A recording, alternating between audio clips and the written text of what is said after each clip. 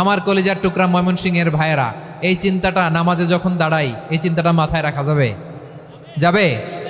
যখন দাঁড়াবো ভাববো হতে পারে this could be my last and final সালাত, হতে পারে এটাই আমার জীবনের শেষ নামাজ, ঠিক কিনা বলেন? তাইলে অন্তরে খুশু আসবে। অনেকে বলে হুজুর নামাজে দাঁড়াই মনে থাকে না, কয় রাকাত পড়ছি ভুলে যায়, কি পড়ছি ভুলে যায়, দিন দুনিয়ার কথা খেয়াল আসে, সারা দিন যেটা মনে করতে পারি না নামাজে দাঁড়াইলে ওটা মনে পড়ে। এরকম আছে না নাই? আমাদের ঢাকায় হয় এটা, আপনাদের ময়মনসিংহে এটা হয় না? না আপনাদেরও হয়? নামাজের মধ্যে সব কথা মনে পড়ে। এজন্য মনে করতে হবে এটাই হতে পারে আমার জীবনের শেষ নামাজ। খুশু, খুশু মানে হৃদয় এবং অঙ্গ প্রত্যঙ্গের স্থিরতা। এক সাহাবী নামাজ পড়ছেন আবার দাড়ি নাড়তেছেন, নামাজ পড়তেছেন এরকম চুলকাচ্ছেন। এই দৃশ্য দেখে বিশ্বনবী বললেন, ইন খাশাআত কলবুহু লা খাশাআত জাওয়ারিহু। তার অন্তরে যদি খুশু থাকতো, ওই খুশুর প্রভাব তার হাতে পায়েও দেখা যেত। এই সাহাবীর অন্তরে খুশু নাই, ফলে তার হাত নড়ে, পা নড়ে, দাড়ি সোজা করে, টুপি সোজা করে। এরকম মুসল্লি আমাদের মসজিদগুলোর ভেতরেও আছে না নাই? নামাজ পড়ে, দাড়ি নাড়ে, জামা ঠিক করে না, নামাজে যখন দাঁড়াবো খুশু খুদুর সাথে দাঁড়াবো।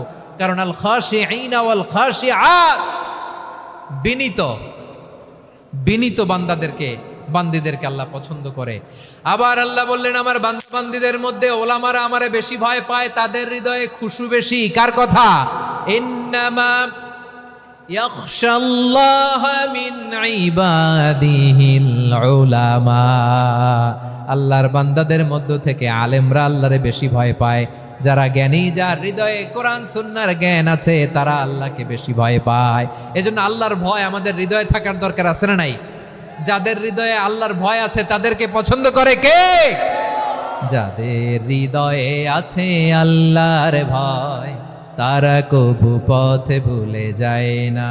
আল্লাহর প্রেম ছাড়া এই দুনিয়ায় কারো কাছে কোনো কিছু চায় না। রাতের আধারে যারা সেজদাতে রয়, দু চোখের শ্রুতে নদী যেন বয়। ছলনার হাতছানি যতই আসুক, পেছনে ফিরেও সে তাকায় না। পড়েন সবাই। যাদের হৃদয়ে আছে আল্লাহর ভয়, তারা কবু পথ ভুলে যায় না। আল্লাহর প্রেম ছাড়া এই দুনিয়ায় কারো কাছে কোনো কিছু চায় না, ঠিক কি না? আল খাশিঈন আল খাশিআত, আমাদের হৃদয়টা থাকুক আল্লাহর ভয় দিয়ে সমৃদ্ধ। আমরা চাই কি চাই না? আল্লাহর ভয় যার হৃদয়ে থাকে সে কখনো পদস্খলিত হয় না, পদচ্যুত হয় না, ঠিক কিনা বলেন? তাহলে খাশিঈন খাশিআত। 7 নম্বরে আল্লাহ বললেন, আল মুতাসাদ্দিকিনা ওয়াল মুতাসাদ্দিকাত, আমার প্রিয় বান্দা তারা যারা দান করে, দানশীল নারী এবং পুরুষ যারা দেয়, যারা দান করে তাদেরকে আল্লাহ পছন্দ করে। আপনারা দান করেন তো? হ্যাঁ, নাকি পকেট থেকে হাত বেরোয় না? বের হয়। মুক্ত হস্তে দিবেন আমার ভাইরা, মুক্ত হস্তে। আল্লাহ সুদকে ধ্বংস করে দেয় আর দানকে বাড়িয়ে দেয়। সুদের সাথে আমাদের কোনো সম্পর্ক না। আল্লাহ বলেন, ইয়ামহাকুল্লাহুর রিবা ওয়া ইউরবিস সাদাকাত। আল্লাহ সুদকে ধ্বংস করেন, দানকে বাড়িয়ে দেন। পকেট থেকে দিয়ে দিলাম, মনে হয় কমে যায়, আসলে কমে না, বাড়ায় দেয় কে? মনে হয় কমে গেছে, আসলে বাড়ায় দেয় কে? আপনি দিলে আপনারে দিবে কে? আল্লাহ দিবে। আপনার কাছে মনে হয়েছে কমে গেছে, আসলে কমে নাই। আল্লাহ বলেন, দানের দৃষ্টান্ত কেমন তোমরা জানো নাকি?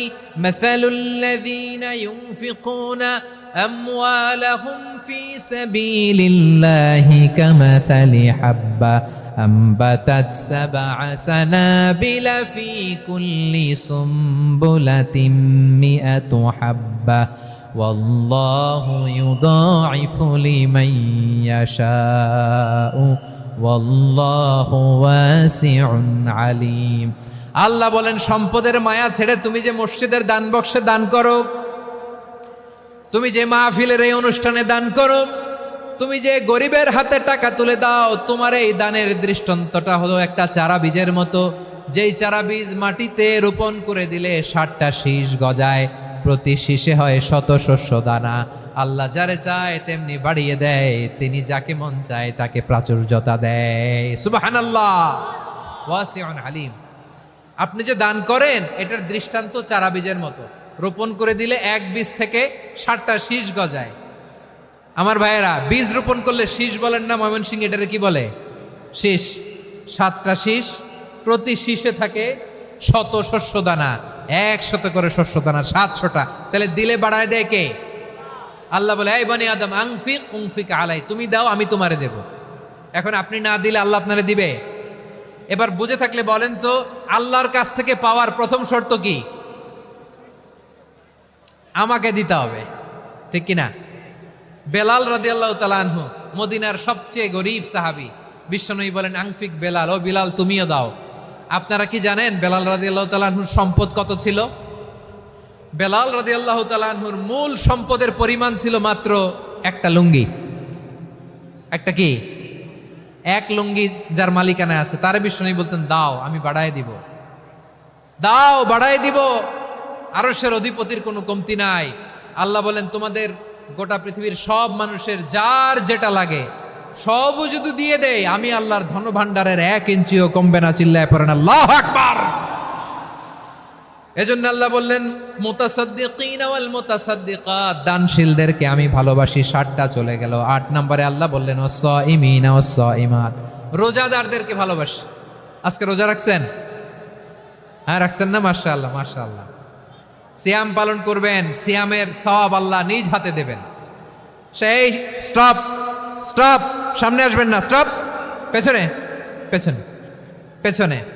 আচ্ছা শেষ করে দিচ্ছি। 8 নম্বরে রোজাদারদেরকে আল্লাহ ভালোবাসেন, রোজাদার নারী ও পুরুষ। 9 নম্বরে হাফিযিনা ফুরুজাহুম ওয়াল হাফিযাত, যারা লজ্জাস্থানের হেফাজত করে, দৃষ্টির হেফাজত করে, অসংলগ্ন জায়গায় দৃষ্টি দেয় না, আল্লাহ তাদেরকে পছন্দ করে।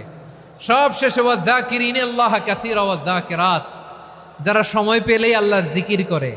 চেয়েছিলাম মনটা ভরে আয়াতের পুরো তাফসীর করব, সম্ভব হচ্ছে না। এই 10টা বৈশিষ্ট্য আল্লাহ তাআলা বড্ড পছন্দ করেন। ইসলামের সব মৌলিক অনুষঙ্গ এখানে চলে এসেছে। আমরা যেন আল্লাহর আইনের সামনে আত্মসমর্পণ করতে পারি, আমরা যেন পাক্কা ইমানদার হতে পারি, আমরা যেন বিনীত হতে পারি, আমরা যেন লজ্জাস্থানের হেফাজত করতে পারি, রোজা রাখতে পারি, দান করতে পারি, আমরা যেন আল্লাহকে সবসময় স্মরণ করতে পারি।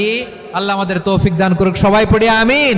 হাযা মা ইনদি ওয়াল ইলমু ইনদাল্লাহি আলাইহি তাওয়াক্কালতু ওয়া ইলাইহি উনীব।